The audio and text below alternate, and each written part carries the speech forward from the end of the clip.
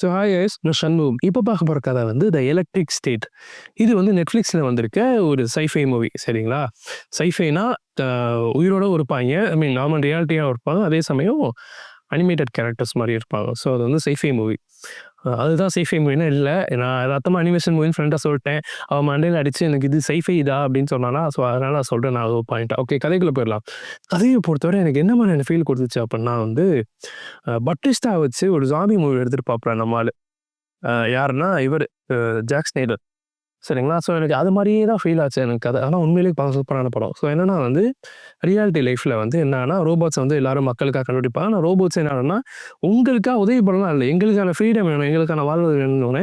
So அது ஒரு clash ஆகி அதுக்குன்னு ஒரு வெப்பன் கண்டுபிடிப்போம். இன்னொரு போரில் வந்து 2 பேர் மனுஷங்கள் ஜெயிச்சு ரோபோட்ஸ் அப்புறம் ஒரு கூண்டு மாதிரி போட்டு அதுக்குள்ளே வச்சிருவாங்க. சரிங்களா? ஐ மீன் சுற்றி கேஜ்மா நீங்கள் அதுக்குள்ளே தான் வெளியே போகிற மக்கள் அப்படின்ட்டு இருப்பாங்க. ஆனால் வெளியே மக்கள் நிம்மதியாக இருப்பாங்க. அதுவும் கிடையாது. அதுவுமே விஆர் வேர்ல்டு மாதிரி. அதாவது இப்போ நான் வந்து நான் இது போட்டு உட்காந்துறேன்னு வச்சுக்கோங்க, ஒரு ஹெல்மெட்டை போட்டு that's kind of VR machine அந்த மாதிரி வச்சுக்கோங்க. ஸோ அந்த மாதிரி போட்டு உட்காந்துட்டேன்னா என்னோட ஒரு சைடு மூளை வந்து ஒர்க் செய்யணுமா, அப்போ நான் வேலையை போகிறா வந்து எனக்கு மேலே என்னோட ரோபோட் செய்யும். அதாவது நான் தான் செய்வேன், அந்த ரோபோட்டோட மூளை நான் தான். சரிங்களா? ஸோ அது பண்ணணும். இப்போ நான் என்ஜாய் பண்ணணுமா, அதே மாதிரி நான் என்ஜாய் பண்ணிக்கிட்டே நான் அட் சேம் டைம் இந்த ரோபோ வந்து இந்த வேலையை பூரா பார்த்துட்டு இருக்கும். அதான் நான் ஒரு இடத்துல தான் இருக்க போகிறேன், என் வேலையை பூரா ரோபோட் தான் பார்க்க போகுது. சரிங்களா? ஸோ அந்த மாதிரியான வருது. ஸோ இப்படி இருக்கப்போ வந்து திடீர்னு அதாவது நம்ம ஹீரோயின் யார் தெரியுமா, நம்ம ஸ்ட்ரெண்டர் திங்ஸில் வரும்ல எள்ளு, அந்த பிள்ளை தான்.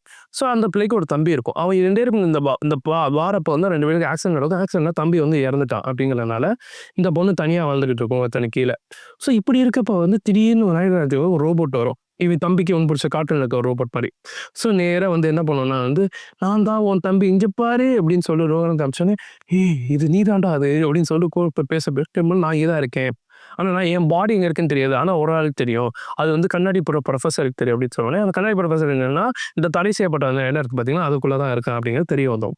ஸோ இங்கே எப்படி அதுக்குள்ளே போகிறாங்க, உள்ளே என்ன பிரச்சனை, ஆக்சுவலாக இந்த வார் எதனால் நடந்துச்சு, அது எப்படி இவங்க வின் பண்ணாங்கிற மாதிரி எல்லாத்துக்கும் சேர்த்து இந்த தம்பி ஒருத்தன் தான் ரீசனாக இருப்பான். சரிங்களா? ஸோ இவன் உடல் எங்கே இருக்கான்னு கண்டுபிடிக்கிறக்கா உள்ளே போவாங்க. ஒரு 2 மணி நேரம் போகணும்னு நினைக்கிறேன். 2 to 2.25 மணி நேரத்துக்குள்ளே தான் ஒரு படம். சரிங்களா? மேக்ஸிமம் செம்ம சூப்பராக போகும், செம்ம ஜாலியாக போகும். எந்த இடத்துலையும் கிரிஞ்சாக இருக்காது. நீங்கள் பார்த்து ஏற்கனவே எந்த விஷயமும் உள்ளே வராது. செம்ம மாசாக இருக்கும். சான்ஸை மிஸ் பண்ணாமல் பாருங்கள். சூப்பராக தான் இருக்குது தி எலக்ட்ரிக் ஸ்டேட்.